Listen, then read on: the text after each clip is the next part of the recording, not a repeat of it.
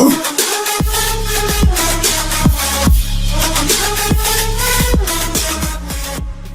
श्री कृष्णा दोस्तों, आप सबका स्वागत है फाइनेंशियल गुरुजी चैनल में। इस वीडियो के माध्यम से मैंने बताया है आपको कि कैसे अगर आपको शेयर बाजार में इन्वेस्ट करना है और आज तक आपने कोई भी इन्वेस्टमेंट नहीं किया है, तो शेयर बाजार में आपका मन है काम करने का, तो आप कैसे अपनी शुरुआत कर सकते हैं। सबसे पहले आपको पता होना चाहिए शेयर बाजार में ट्रेडिंग करने के लिए, अपने पास शेयर रखने के लिए आपको अपने लिए एक डीमैट अकाउंट की जरूरत पड़ती है। डीमैट अकाउंट के लिए आपको as per government SEBI board KYC करना बहुत ज्यादा जरूरी है।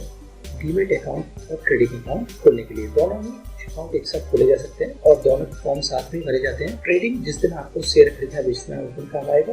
डीमैट में आपका T+2 जिस दिन ट्रेडिंग किया है उससे 2 दिन बाद डीमैट में वो आपके शेयर पहुंच जाएंगे। तो इस अकाउंट को खोलने के लिए आपको क्या क्या डॉक्यूमेंट की जरूरत पड़ेगी। सबसे पहले आपको पैन कार्ड की जरूरत है, जो कि मस्ट है, मैंडेटरी है। आपका पैन कार्ड होना चाहिए क्योंकि टैक्सेशन पर्पज में भी काम आएगा और गवर्नमेंट के पास उसका रिकॉर्ड रहेगा। 6 मंथ बैंक स्टेटमेंट चाहिए, जिस बैंक का आप चेक दे रहे हैं या जिस बैंक में आप आगे पैसा निकालेंगे या जिस बैंक से आप पैसा ट्रांसफर करेंगे उस बैंक का आपको 6 महीने का स्टेटमेंट देना है। साथ में आपको अपना एड्रेस प्रूफ देना है, जो लिस्ट मैंने दी हुई है उनसे कोई भी चूज कर सकते हैं। वोटर, पासपोर्ट, आधार, ड्राइविंग और लाइसेंस। आखिरी आपको देना है एक margin money cheque. Margin money cheque होता है जो आप पैसा देते हैं शेयर खरीदने के लिए। आप 10,000, 15,000, 20,000, 50,000 जो भी अमाउंट आप चाहते हैं वो आप ब्रोकर के नाम से, कंपनी के नाम से दे सकते हैं। उस पैसे से आप शेयर खरीदेंगे। ऐसा नहीं है मार्जिन मनी आपका कोई ब्लॉक हो गया, इस पैसे को आप 2 दिन 3 दिन बाद आपके अकाउंट जैसे ही एक्टिवेट होगा उस पैसे के आप सारे शेयर खरीद सकते हैं और बाद में जब चाहें बेच सकते हैं। अगर आपको लगता है कि आपने 50,000 का मार्जिन मनी दिया है लेकिन 25,000 के शेयर खरीदने हैं, 25,000 आप चाहे तो बाद में निकाल भी सकते हैं 2 दिन बाद ही। उसको ऐसा नहीं है कि आपको रखना ही रखना है या सारे शेयर खरीदने ही है। एक बड़ा मार्जिन मनी देने से फायदा ये होता है उस समय आपको ब्रोकरेज थोड़ी कम पे अकाउंट खुल जाता है जो आगे आपके काम आता है। आप कौन सी ब्रोकिंग कंपनी को ले, कौन सी कंपनी से आप शेयर अपना काम स्टार्ट करें, ये क्वेश्चन सबसे बड़ा है। ज़्यादातर लोग परेशान होते हैं किस कंपनी के साथ काम करना चाहिए। इस कंपनी सेलेक्ट करने के लिए 3 इंपॉर्टेंट पैरामीटर्स हैं जो मैं आपको बता रहा हूँ।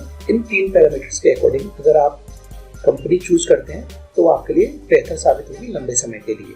सबसे पहले आपको देखना है कि वो आपसे ब्रोकरेज चार्ज क्या ले रहा है, क्योंकि ब्रोकरेज चार्ज में ही बहुत सारा पैसा चला जाएगा, क्योंकि बहुत सारे टैक्सेशंस भी होते हैं, साथ में खरीदने बेचने दोनों पे ब्रोकरेज भी लगती है।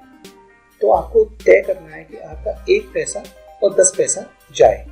अगर 1,000 रुपये का आपने शेयर खरीदा है तो उस पर आपका 1 रुपये लगभग डिलीवरी में जाएगा और 10 पैसे उस पर इंट्राडे में जाएंगे। इंट्राडे जिस दिन खरीदा उस दिन बेचा है, डिलीवरी जिस शेयर को आपने खरीद के अपने पास रख लिया है।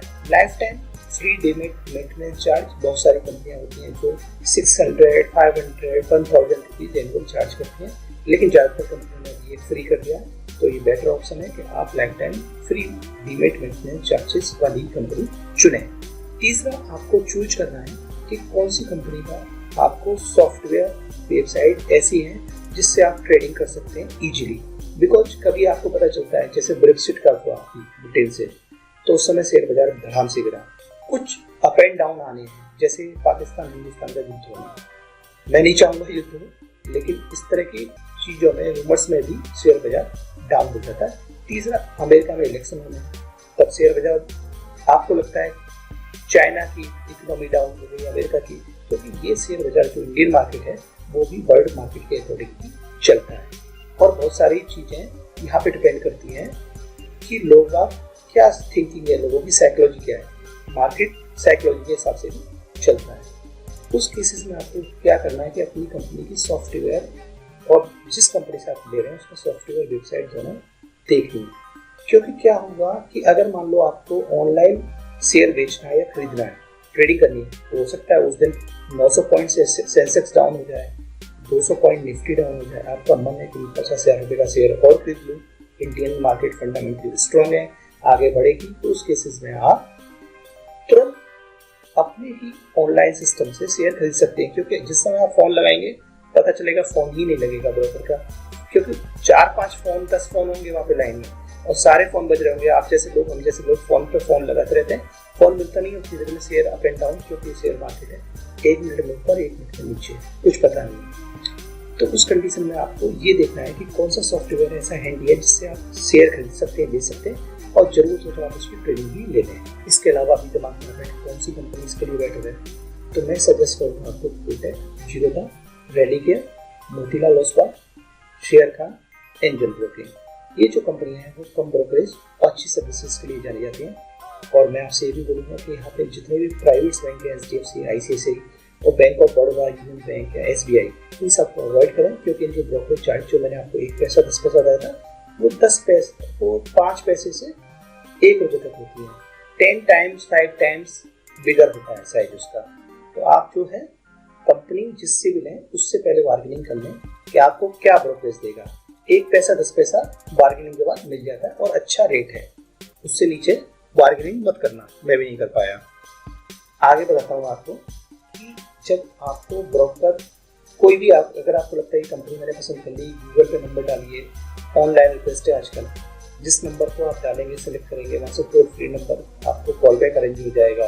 वो आपको बताएंगे कि क्या करना है, कैसे, आपको एक एडवाइजर आ जाएगा, फॉर्म फिल करवाएगा।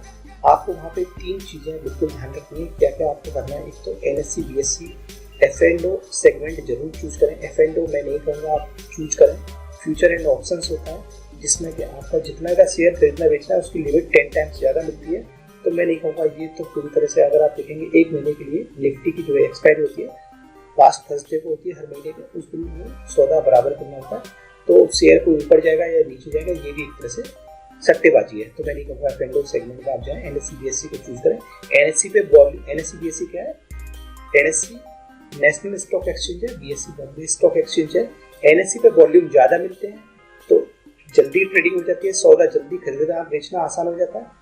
BSE पे कुछ शेयर ऐसे हैं जो BSE पे लिस्टेड है, जो NSE पे नहीं है, तो BSE पे भी होना चाहिए। करेक्ट आपका मोबाइल नंबर होना चाहिए, क्योंकि आपका जो मोबाइल नंबर देंगे उसी से ही लाइन पे फॉर्म मिलेगा कंपनी का। अगर आप चाहेंगे कि दूसरे नंबर से फॉर्म लगाएं वो पॉसिबल नहीं होगा। तीसरा आपको देखना है ब्रोकरेज चार्जेस, क्या फॉर्म में आपने जो कमिट हुआ है वही फिल हुआ, ये चेक करना है। इसमें आपको 4 से 5 दिन लगेंगे एक्टिवेशन में, अकाउंट आपका एक्टिवेट हो जाएगा। कुछ कंपनियां कहती हैं हम तुरंत अकाउंट खोलते हैं, 2 घंटे बाद आप ट्रेडिंग कर सकते हैं, ऑनलाइन पे भी ऑफर रहते हैं। लेकिन मैं कहूँगा कि आप लोकल किसी एजेंट के थ्रू जाएं, जिससे कि आपको ये फायदा रहेगा। कुछ आपको इन्फॉर्मेशन लेनी है तो उनसे फ़ोन करके आप बात कर सकते हैं। IPO इशू हुआ है तो उसके लिए फॉर्म एप्लीकेशन वो लेकर आएगा आपका, जिस बंदे ने मार्केटिंग एग्जीक्यूटिव ने आपका ओपन किया है, आपकी पूरी हेल्प करेगा। उस केसेस में आपको लोकल लेवल पे ही खुलवाना चाहिए। तो मैं आपसे कहूँगा ऑल द बेस्ट, और सब्सक्राइब नहीं करना भूलें इस चैनल को। अगर आप सब्सक्राइब करेंगे तो मुझे बड़ा अच्छा लगेगा। लाइक भी करें, शेयर भी करें। आपके कोई भी क्वेश्चन है इसमें जरूर डालें, मैं आपको क्वेश्चन का रिवर्ट करूँगा। Thank you.